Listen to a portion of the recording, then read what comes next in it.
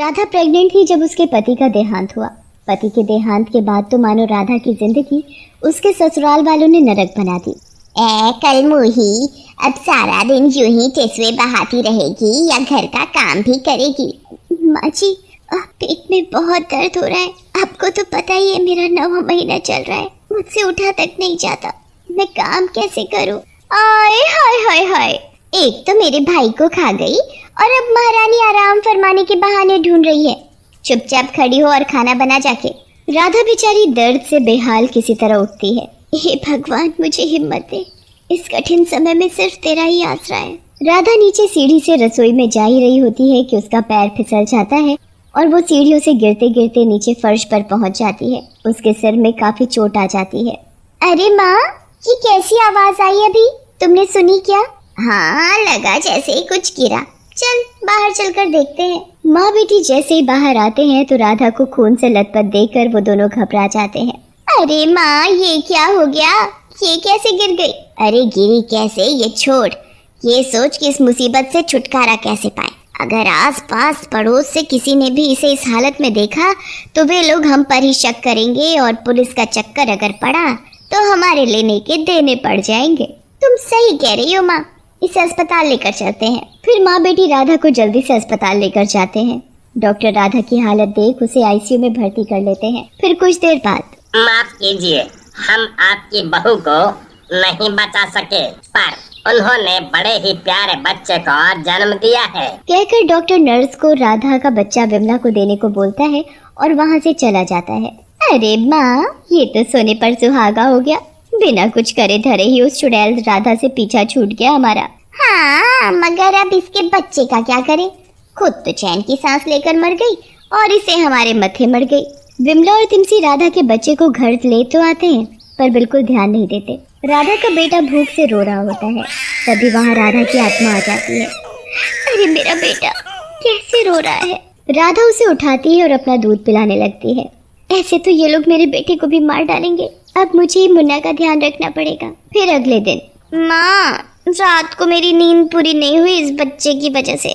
रात भर इसके रोने की आवाज मेरे कानों में गूंज रही थी। आखिर है तो उसी चुड़ैल राधा का बेटा ना, सुकून कैसे लेने देगा? ऐसा लगता है जैसे जिंदगी इन सब में ही उलझ गई है। मैं क्या कहती हूँ, आज मैं इस मुसीबत से छुटकारा पाकर ही रहूंगी। वो कैसे? रुको, बताती हूँ। फिर जैसे ही अंधेरा होता है तिमसी मुन्ना को एक कपड़े में लपेटती है और सड़क पर छोड़ आती है। जब मुन्ना को ठंड लगती है तो मुन्ना जोर जोर से रोने लगता है। सामने से एक गाड़ी आ रही थी, तभी अचानक वहाँ राधा की आत्मा आ जाती है। अरे मेरा मुन्ना! मुन्ना की यह हालत देखकर राधा को गुस्सा आ जाता है और वो चुड़ैल रूप ले लेती है। इन्होंने क्या हालत कर दी है मेरे मुन्ना की। फिर चुड़ैल अपने बेटे को लेकर रात को ऐसे ही भटकती रहती है।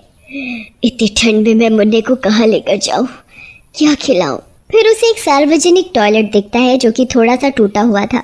हाँ, यही सही जगह है जहाँ किसी को शक नहीं होगा कि यहाँ कोई रहता भी है, वरना मेरे मुन्ने के लिए दिक्कत हो जाएगी। फिर चुड़ैल उसी टॉयलेट में अपने और अपने बेटे का गुजर बसर करने लगती है। सब बात अपनी जगह पर ठीक है, पर मैं अपने और मुन्ने का खाना पीना कैसे चलाऊंगी? राशन, दूध, फल, इन सब के लिए मुझे कुछ तो काम करना ही पड़ेगा, पर कैसे? इस रूप में तो काम मिलने से रहा, और अगर मैं किसी को मारकर दूसरों का नुकसान कराकर अपना और अपने बेटे का पेट पालूं तो कितनी सेल्फिश माँ कहलाऊंगी मैं। नहीं, मैं ऐसा नहीं कर सकती। फिर रात भर सोचने के बाद वो एक नतीजे पर आती है। अगले दिन वो एक औरत का रूप धारण करती है।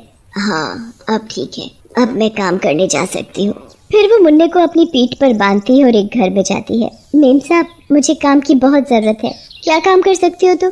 ऊपर से तुम्हारा बच्चा इतना छोटा है, कैसे कर पाओगी तुम? मेम साहब, मुझे काम की बहुत जरूरत है। अगर मैं काम नहीं करूंगी तो मेरा मुन्ना भूखा मर जाए, मेरे अलावा उसका कोई नहीं है। मैडम को चुड़ैल की बातें सुनकर तरस आ जाता है। ठीक है, अब रोना बंद करो और ये बताओ कि तुम क्या क्या बना सकती हो।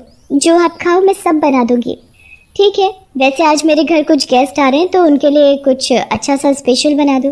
फिर चुड़ैल मुन्ना को वहीं फर्श पर लिटा देती है और खाना बनाना शुरू करती है। मेहमानों के आने पर वो उन्हें खाना खिलाकर बर्तन धोकर जब सारा काम खत्म हो जाता है तो वो भूखी पेट घर जा रही होती है। तभी मैडम उसे रोक लेती है। अरे, तुम बिना खाए ही जा रही हो? कोई बात नहीं मैडम जी, आपके मेहमान खुश हुए तो मेरी मेहनत भी सफल हुई। अगर आपको देना ही है तो आप मुन्ने के लिए दूध दे दो थोड़ा सा। फिर वो मैडम से दूध लेके टॉयलेट वाले घर में चली जाती है। टॉयलेट में आने पर ही वो अपने असली चुड़ैल रूप में आती और वो मुन्ने को दूध पिलाती है और दोनों सो जाते हैं। अगले दिन फिर चुड़ैल औरत का रूप लेकर काम पर जाती है। कुछ दिन ऐसे ही निकल जाते हैं। चुड़ैल औरत रूप में टॉयलेट में रहकर अपना और अपने बेटे का जीवन यापन करने लगती है। चुड़ैल में काम की लगन देखकर मैडम उसे सराहने लगती है और उसकी मदद भी करने लगती है। जब भी उसे पैसों की जरूरत होती मैडम उसे कभी मना नहीं करती और मदद करती। पर एक दिन, अरे सुनो, आज मेरा जन्मदिन है, आज तुम बिना खाना खाए यहाँ से नहीं जाओगी। अब तो मुन्ना भी बड़ा हो गया है, वो भी खा पी सकता है। अरे अब मैं मैडम को कैसे बताऊं कि मैं ये घास फूस वाला खाना नहीं खाती। मैं एक चुड़ैल हूँ और मेरा पेट इस खाने से नहीं भरता। वो बहाना बनाकर बोलती है, मेम साहब आज मुझे कुछ जरूरी काम है और आज नहीं किया तो दिक्कत हो जाएगी। फिर वो फटाफट मुन्ने को लेकर वहाँ से निकल जाती है। ये कुछ अजीब सा बर्ताव करती है, कभी भी कुछ खाने को कहो तो मना कर देती है, बस भागने की पड़ी रहती है। आज मैं पता करके रहूंगी। फिर मैडम भी उसके पीछे पीछे जाने लगती है। अरे ये कौन सी जगह पर जा रही है, कितनी बदबू आ रही है यहाँ। तभी चुड़ैल मुन्ने के साथ उस टॉयलेट रूम में घुस जाती है। छी, कैसी जगह है ये, और ये यहाँ क्या करने आई है। फिर भी किसी तरह मुंह ढककर मैडम टॉयलेट में घुसती है तो देखकर दंग रह जाती है। मैडम उसे छुपकर देख रही थी कि कैसे वो अपने बच्चे को एक टॉयलेट रूम में पाल रही है। ये सब देखकर मैडम की आंखों में आंसू आ जाते हैं और वो बिना कुछ कहे वहाँ से वापस आ जाती है। फिर अगले दिन, अरे तुम आ गई। आज मैं क्या सोच रही थी कि यहाँ का काम भी बढ़ गया है और तुम्हें मुन्ने के साथ रोज आने जाने में दिक्कत भी होती होगी, तो क्यों ना तुम यहीं रहने लगो, बाहर गेस्ट रूम में। मेरी मदद भी हो जाएगी और तुम्हें दिक्कत भी नहीं होगी। चुड़ैल मन ही मन सोचती है, अगर मैं यहाँ रहूंगी तो मेरा असली रूप कहीं इनके सामने ना जाए, पर यहाँ रहकर मैं मुन्ने को अच्छी परवरिश दे पाऊंगी। क्या करूँ मैं। काफी देर सोचने के बाद वो अपने बारे में ना सोचकर मुन्ने के भविष्य के बारे में सोचती है और मैडम को हाँ कर देती है। अब उसे बहुत ही संभल कर रहना पड़ता था। उसका भांडा कभी भी फूट सकता था, पर उसे इस बात की तसल्ली थी कि टॉयलेट से निकलकर वो अपने मुन्ने को अच्छे माहौल में बड़ा कर पाएगी। वो हंसी खुशी अपने दिन निकाल रही थी। मुन्ना भी अब घुटनों के बल चलने लगा था। एक दिन मुन्ना खेलते खेलते रोड पर निकल जाता है। चुड़ैल घर में काम कर रही थी तो उसे पता नहीं चलता। रोड पर एक तेज गति से ट्रक आ रहा था। चुड़ैल को ट्रक के हॉर्न की आवाज आती है। मुन्ने को खतरे में देखकर चुड़ैल तुरंत अपने असली रूप में आ जाती है और उड़ती उड़ती जाती है और मुन्ने को बचा लेती है। अरे मेरा मुन्ना, तू ठीक तो है ना? तुझे कहीं चोट तो नहीं आई ना? भगवान का लाख लाख शुक्र है कि तू ठीक है, वरना मेरा क्या होता, मैं कहाँ जाती।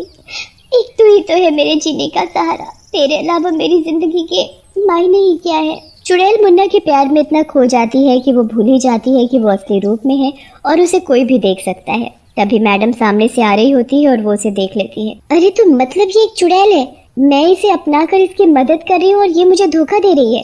गुस्से में मैडम चुड़ैल के सामने खड़ी हो जाती है। वाह, क्या बेवकूफ बनाया तूने मुझे। अब तो मुझे लगता है कि पता नहीं ये बच्चा भी तेरा है कि नहीं।